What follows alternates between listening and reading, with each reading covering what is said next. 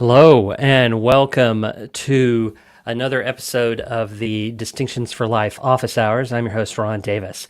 I started these live streams during the great pandemic of 2020, and that is just continuing on and on, though things seem to be a little bit better than they have been in the past, which I'll talk about actually a little bit today. One of the things I wanted to say is that I don't have a guest today. So I had someone scheduled, they canceled on me, but of course they canceled on me like a month ago, so I could have found somebody new, but I didn't. And that's one of the things I'm going to talk about. So we're going to talk a little bit about just random stuff that Ron wants to talk about. Pull up some notes here in Notion for random thoughts. Can't have random thoughts if you don't have notes, right? Yeah. Let's see. Let's put the chat where I could see it in StreamYard. I've been doing a little bit of live streaming on Twitch with video games on a completely different channel. And it's interesting to compare something like OBS and Twitch with StreamYard and YouTube. They're different. It's a very different sort of experience as far as the technical part of it is more complicated, which is the reasons I use StreamYard, that it's much simpler, especially with guests. I don't even try to do guests on something like OBS. And anyway, so I've been doing a little of that, and now I'm doing this. And I'm just going to talk about some random things. And the first one is kind of overcoming adversity. And I'm going to say that because one of the reasons that this particular stream doesn't have a guest is because I didn't get myself motivated to go get one. And I had a week last week where I was totally unmotivated to do anything and very little done on Distinctions for Life as a result of that. If it was not urgent, if it was not something scheduled, then it just didn't get done. This happens to me occasionally. It'll happen to me like for half a day in an afternoon where I'll just be like, I'm not going to get anything done, so I don't. But most of the time, it doesn't last for multiple days, and it lasted for an entire week. And it's easy to sit down and try and decide why you feel that way, and why today you have no willpower, and yesterday you did have willpower. And I don't know that how much that helps you. It can definitely not help you if you are beating up on yourself about it. It's really easy to be hard on ourselves. It can be easy to be hard on other people, but it's definitely easy to be hard on ourselves when we're not living up to the expectations that we have for ourselves. And we can get very harsh on us, probably harsher than we would be with other people. Interestingly, and there's going to be lots of these. There's lots of little like squirrel path, follow off and go off in another direction things in this particular. That's what random thoughts are. That's what you get. You get raw, unadulterated Ron. And I was watching a streamer or a YouTuber, and she streams too. I don't know if I've ever watched her live stream. Maybe I have. Anyway, but I've watched a number of videos because she's a builder in Minecraft, and so she does all kinds of really cool build stuff. And she did a video on YouTube where she watched her first YouTube video and reacted to it. You know what? I ought to do that with Distinction for Life.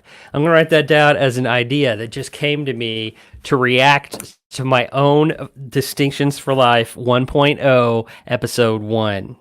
I see episode 1 of DFL as a reaction video. And one of the things that her name is Gemini Tay. I think that's right. Gemini Tay is the way you pronounce it. She's in her YouTube channel. You can go look it up. I think it's Gemini T-A-I, maybe T-A-Y. I'm not sure which. Which you learn in there. Her first video was the name of her horse at the time when she started to do that. Tay was. And anyway, she was very kind to herself. You know, it was obvious that when she looked at the video, it was, to her, very cringeworthy, is how we would normally say these things. You know, she was talking about how you have to learn how to talk while you're doing things, and how she just says random stuff. And she was able to sort of critique herself, but she was always nice about it. And I know that myself personally, When I look at stuff that I've done and I don't like, I'm not nice to myself about it. And so being nice to yourself is key to that. And I remember thinking when I was watching hers, I'm like, she's going to be a quality human being if she can be this nice to herself, because how nice you are to yourself is a great reflection on how nice you're going to be to other people, which is really kind of the goal of life, is to be nice to other people. The other thing that I learned in my week of not getting anything done is that this too will pass, which has been a phrase that I live by. We'll call it that. A phrase that I live by. This too will pass. When things are bad, when things are going wrong, I say to myself, this too will pass. We will get past this. Things don't stay the way they are forever. Sometimes they don't stay the way they are for an hour. Sometimes they don't stay the way they are for a day, sometimes a week, sometimes a month or a year. But things change, hopefully for the better, generally probably for the better. But either way, when you're in it and you start these cycles in your head, in your brain of this is horrible, this is never going to end, I'm going to be like this forever. Oh, I screwed up. It's never going to change. My whole life is gone. Blah blah blah blah. And you're making it everything. Like this too will end when your camera cuts out. I tried to get another camera going today, but then I had another piece of software problem. But anyway, this too will pass. So things may not last. Things won't last forever. And sometimes the correct thing to do is nothing. It's just to say, I'm just going to endure this. I'm just going to keep going, and I'll get past it on the other side. And that's basically what I did last week. It was like, oh, this will stop. Generally, because I've had, like I said earlier, that when this happens to me, where I lose all my willpower and my motivation, it's generally like half a day. It's not a week. But even then, I'm like, I'll be back to normal in the morning. Or I'll go do something that I think will reset me. Sleep being a big one of those. If you go to sleep, when I wake up, it's a different day. It's a different time. I'm a different person. And as a result, I will start acting right again. And it's funny because that happened Saturday. Not even Friday. And I got an episode written and done, next week's episode, the one that comes out on Sunday. I got that done on Friday. I think I recorded it Saturday morning, but by then I was like, I'm back. That's the way I mentioned to my wife, I said, I'm back. I'm getting stuff done that's important but not urgent, because I was getting stuff done that was still urgent. So those are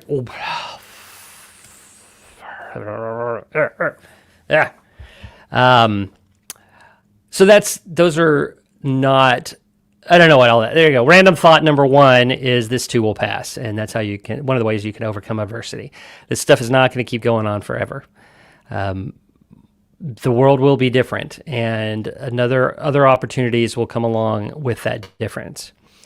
All right, so the second thing I wanted to randomly talk about is a little behind the scenes on how I create content. But I did the studio tour, so all the technical aspects of it. Instead, what I want to talk to you about is how I process an idea that becomes a distinction. Now, obviously, some of my distinctions are things that I learn from other people or I'm exposed to. And then I can just sort of regurgitate things. That happens less and less lately. It has happened less and less with Distinct Life 2.0, just because I've gotten to, I guess, a point in my life where I don't know, a lot more experience. And so the kind of things that I come up with I'm Max Headroom. Does anybody remember Max Headroom? If you remember Max Headroom, leave a comment in the comments. I don't even know where the comments are. I guess it depends on which platform you're looking at. But I'm like, but I wonder if I sound like Max Headroom, because that's kind of the cool part, right? If you could sound like Max Headroom, that would be the important thing. Here, let's take Distinctions for Life logo. I would do a Max Headroom impression, but it's very, very hard to do. So I can't. There's still only one of me. What does this thing do? Yep. Push all the buttons, nothing changes. All right, this is going to be really weird for you guys. Sorry. Anyway, so one of the ways when I'm creating content, one of the ways that this works is that I germinate on an idea for a long time. What do I mean by I germinate on an idea? What I mean is that, it's not just I have the whole idea fully formed. I will be thinking about this idea for a while. Matter of fact, I normally have 2 or 3, 4 ideas that are kind of bouncing around my head. I've always remembered a novel by Robert Heinlein, Stranger in a Strange Land, one of his most famous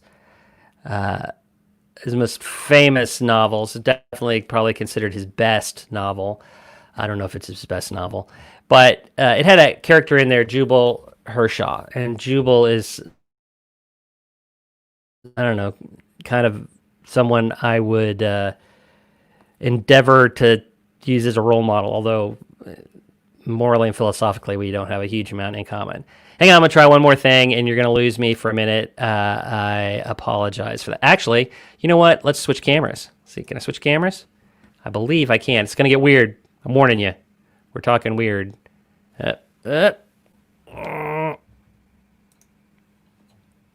Bam.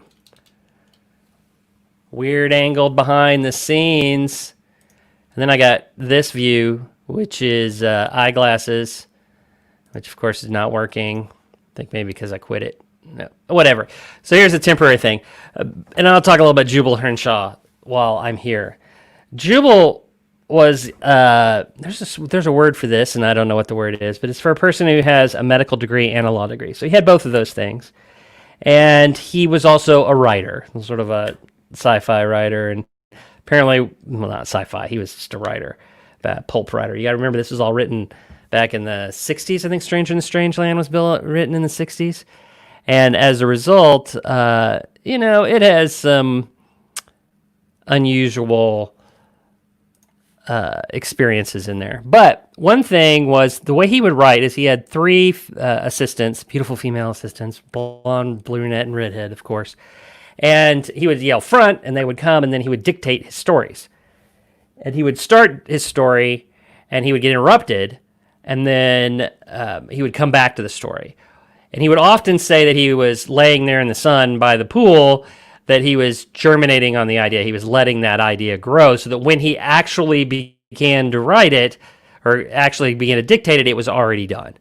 And I think of that often when I'm germinating on ideas, because I will have an idea and then I'll have to figure it out, and I figure out fully. And I'm going to give you an example in just a minute. Because not only do you have to fully understand sort of the idea, the distinction in my case, but you also have to have some idea how to articulate it. And by that, I mean you need to know how to communicate that in a way so that people will understand what it is you're trying to say, which is actually kind of difficult. I often will start with an outline, the outline that goes with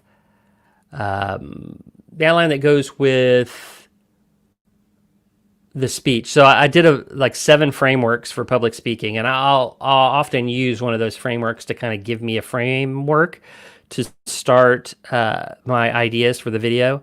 And so that's kind of the way I'll work it out. But that's not always why it's hard to articulate it. It's also because you don't have the words, or you don't have the right words, or that when you explain it in a certain way, that explanation is going to dictate what the actual thing, what you communicate, not just what you're saying. And so I've had distinctions that I think are useful for people that I can't do I haven't done a distinctions video of because I cannot articulate them. I remember once I had gone to work with a group of people that were in a rehabilitation program, a judge in Dallas. And they asked us at the end, can you give us one idea? And I wanted to explain the concept of responsibility, like the concept of being able to respond. And when you give that ability to respond away by making it somebody else's fault, then you have hurt yourself, right? But I had never tried to articulate that before.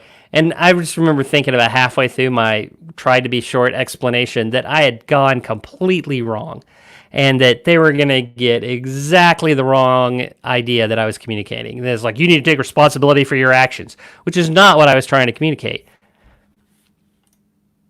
Taking responsibility for actions is true, and you need to do that. And I'm sure these people understood that they were taking responsibility for action. That's why they were in some judge's rehab program.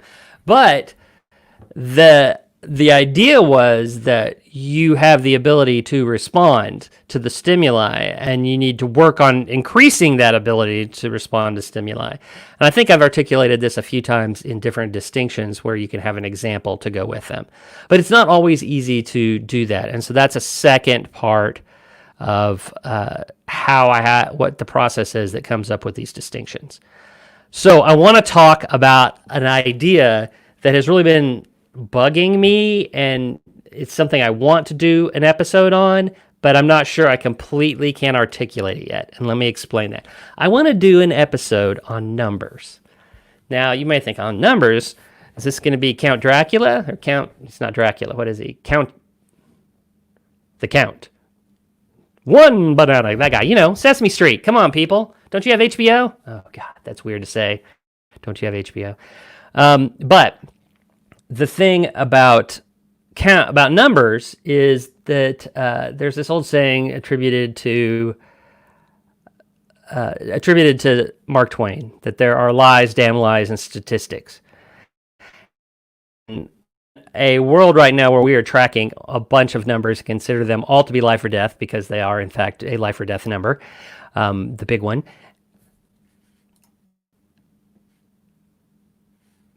Okay. Wow, really took it out that time.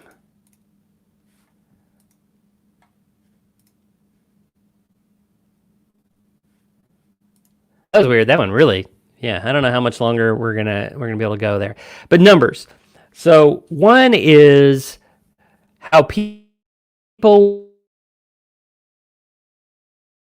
are relevant to one another.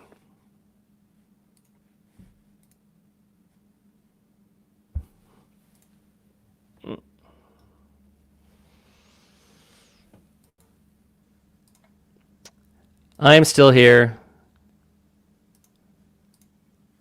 Wow. Okay. Oh, it's because I have the cam turned off. All right, we don't want to use that camera because you guys don't want to look up my nose. I don't want you to look up my nose. No nose looking ups. All right, and then eyeglasses is doing this weird thing that it's doing, and I have no idea why it's doing it. So we're going to use this one, even though it is blown out. Actually, there's a little trick. And then I will get back to numbers, I promise. The little trick that I found, weirdly enough, is that if you adjust things in eyeglasses, even though you're not actually using the Logitech webcam, but if you adjust the exposure in eyeglasses, it actually adjusts the exposure in, uh-oh.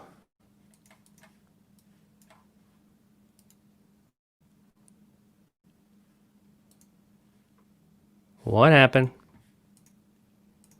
Hello?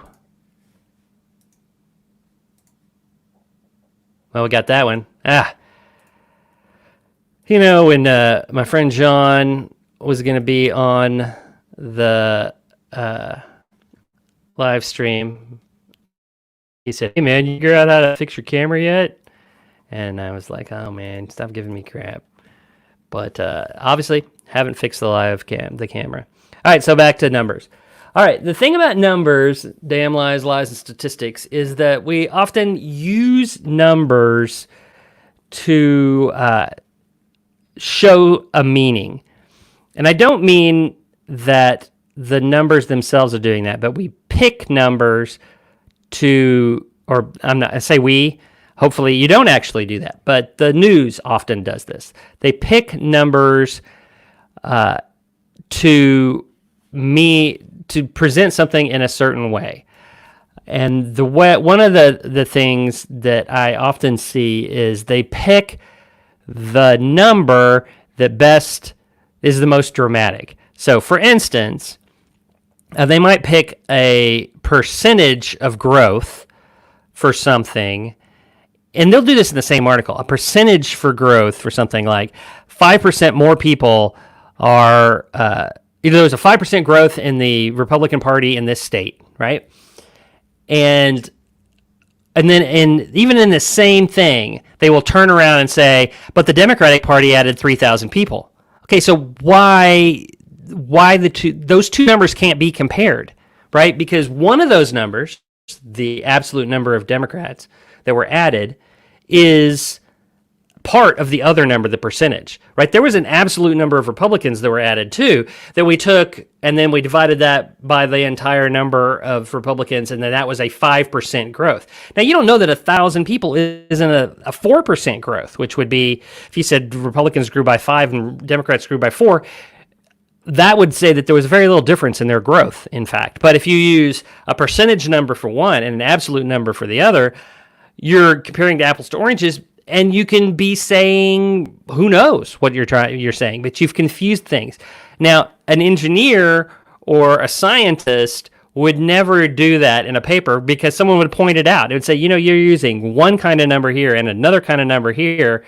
Give us the numbers in the same way so that we can actually compare them.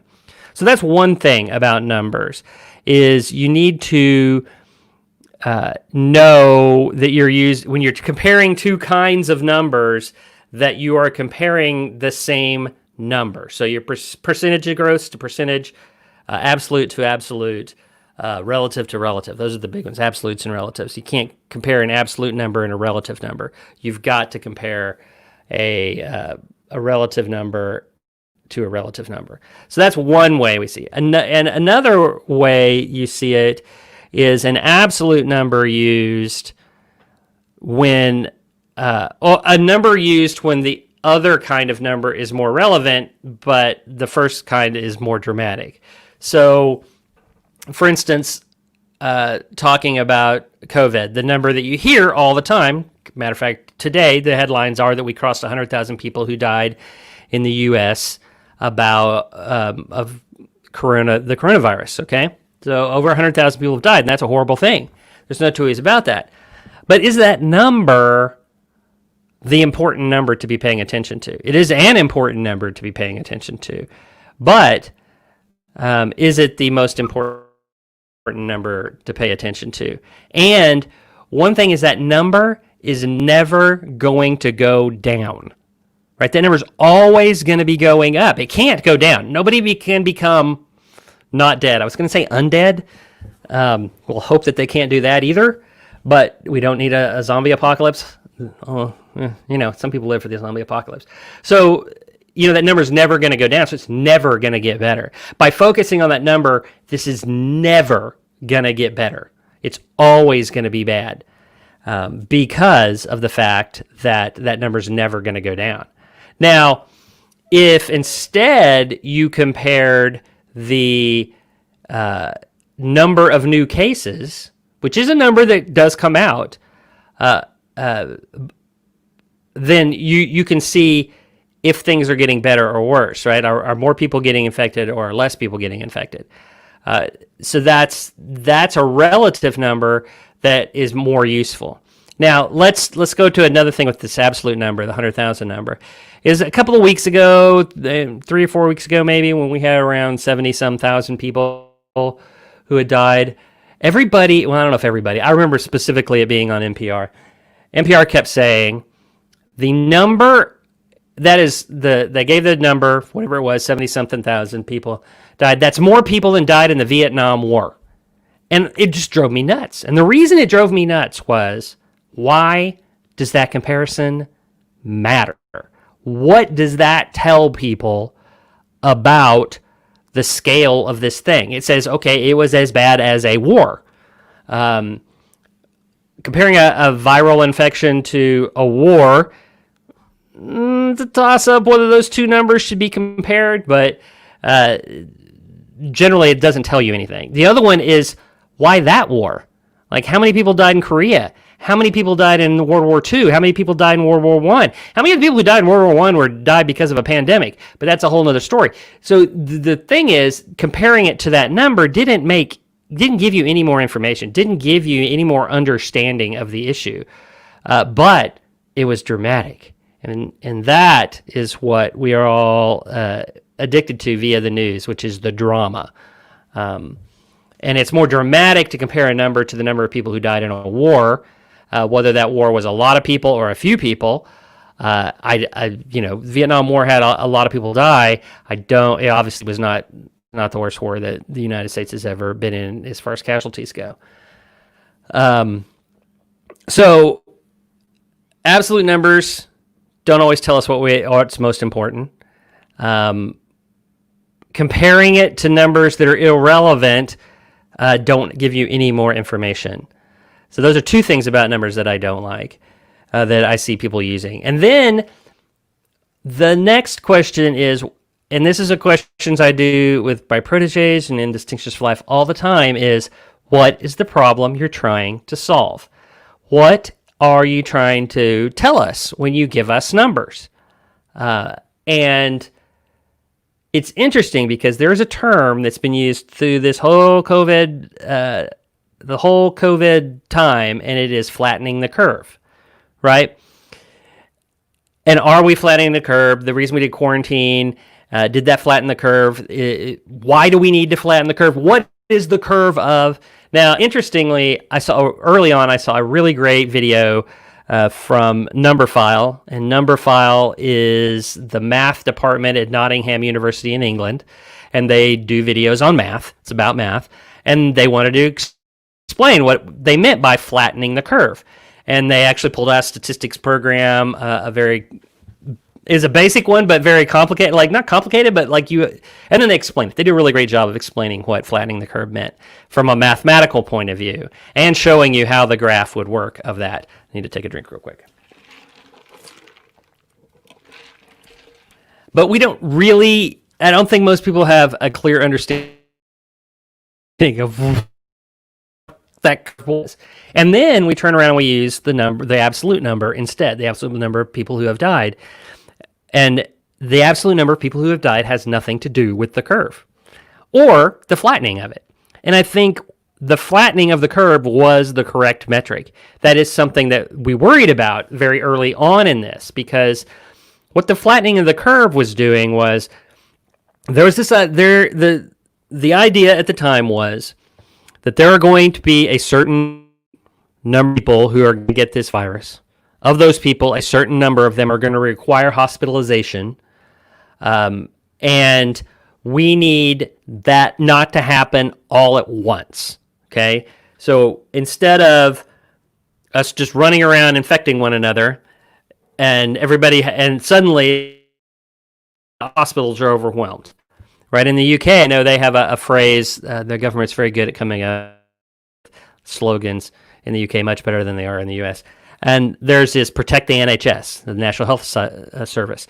And that is all about flattening the curve, right? It's like, don't go make a bunch of infections flood our hospitals. Because when our hospitals get overloaded, then you have to start triaging patients. When you start triaging patients, some people are going to die that could have lived. And that's a very relevant number, right? That's a very relevant thing for us to be not wanting to do. We want as many people, we want to save everybody we can save. And we can't save as many people if they all hit our hospitals at the same time.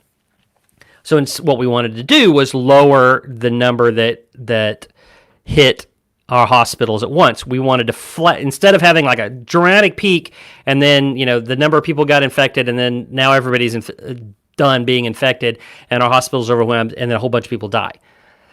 Instead, we wanted to level it out, make it happen over a longer, slower period of time. That's what flattening the curve was. But the truth is that the big absolute number that we watch every single day has nothing to do with flattening the curve. Now, it could be affected by not flattening the curve, But the flattening of the curve is an important number, but that's not what our absolute number gives us. For me, so I ask myself, so on the flattening the curve, what is the important number to be watching? What's the important metric to be paying attention to if we want to know, are we accomplishing our goal? So if our goal is not to overwhelm the health system so that everybody who needs treatment can get it, if that is our goal, what number should we be watching on a daily basis to find out if that's happening? And to me, that number is new hospitalizations. Also, total number of people that are currently in the hospital, but I think new tells you the future, right? Like we know that when someone goes to the hospital because their COVID symptoms are so bad they require hospitalization, we know that there's going to be a period of time they're going to be there, and we know that sort of our capacity and all these other things, right? So the new ones tell us whether that number is going to go down in the near future. Like say your average person's in the hospital for 2 weeks, 3 weeks. I think 2 weeks is probably about what we're seeing. So they're going to be in the hospital for 2 weeks. So every time you add someone, you know that that's a hospital bed that's gone for 2 weeks.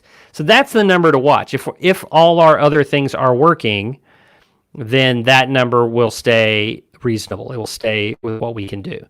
And so it's always important not only to make sure that the numbers you're getting are the right numbers, that they're the right way of looking at that number, but also that they are relevant to what you're trying to accomplish.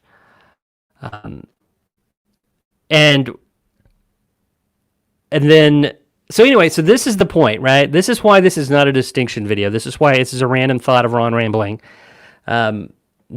Makes people run in and run out in 10 seconds on this particular video. The thing is, how can I articulate that with it not coming off as an attack on a political system, an attack on the government, an attack on medicine, an attack on the quarantine, and all those things? Because all of this has become politically charged. Now people have made decisions. And they're going to believe what they believe. I talked about in one of my videos cognitive bias, and people now all have their cognitive biases about lockdown. And I remember one of the things said at the very beginning when they decided to do quarantine and quarantine everybody in the U.S., make them all go home. Nobody could work. Nobody could go do anything social. I said, we're never going to know whether this worked. And you think to yourself, of course we're going to know whether it worked. Like, people won't die. Well, people are going to die. We know that's going to happen. But we won't know if that measure made a difference because we did it. All it could do was make that big absolute number go down, make the number I think is relevant, hospitalizations, go down. It can do all those things, but we don't know what it would have done if we hadn't done this. Because you can never tell, you can never say this is what would have happened if we hadn't. And that also is another problem that numbers have. People have with numbers is that people react based on what they believe will happen. That they have this belief, or they trust somebody else's belief in that this will be the outcome if we do or don't do something. And that at that point you don't. If it hasn't happened, you don't know what's going to happen. And that's where the quarantine was. So it did undoubtedly lower the number of people who caught the virus in the last 2 months. There's no two ways about it. Blocking everybody off that happens, that works. Obviously, we've got things that we have to compare it to, its impact on a whole bunch of other societal aspects. But we're never going to know if we hadn't done it, if we would have overwhelmed the health system, for instance. We just know that we haven't. So anyway, that is Rod's random thoughts, and that's the number. And I don't know if there'll ever be an episode on numbers because it's kind of a big subject. It's a very technical subject, and it's a very weird one to try and explain. And as you can see, by the way, I didn't explain it in the last 10 minutes. Normally, if I were turning that into an episode, I would have written all of that out. All the stuff I just said, I would have written the whole thing out, and then I would have started cutting it. That is the essence of writing is editing, and cutting your stuff down and making it shorter and shorter and shorter is the way that you make good content. And I'm not sure that one could ever have been cut down enough to communicate what I wanted to communicate and be short enough to be a video. All right, so I will endeavor to get guests for the live stream in June. I have some ideas on how to do that. If you have someone that you would like me to interview and you think they would be interesting, feel free to go to the website distinctionsforlife.tv, go to our contact form and send me that information. I'd love to hear from you. You can also message me on either of the platforms that this is live streaming on. Thank you for tuning in or watching this later. I'm going to go check the audio, and if you never see this, it's because the audio was actually screwed up. But I think some of the people who came in and went out would have probably commented and said, "You sound like a chipmunk." Although people didn't comment last time I said. Anyway, hey, you guys have a great rest of your week and a great weekend. And thank you again. Until next time, I'm Ron Davis,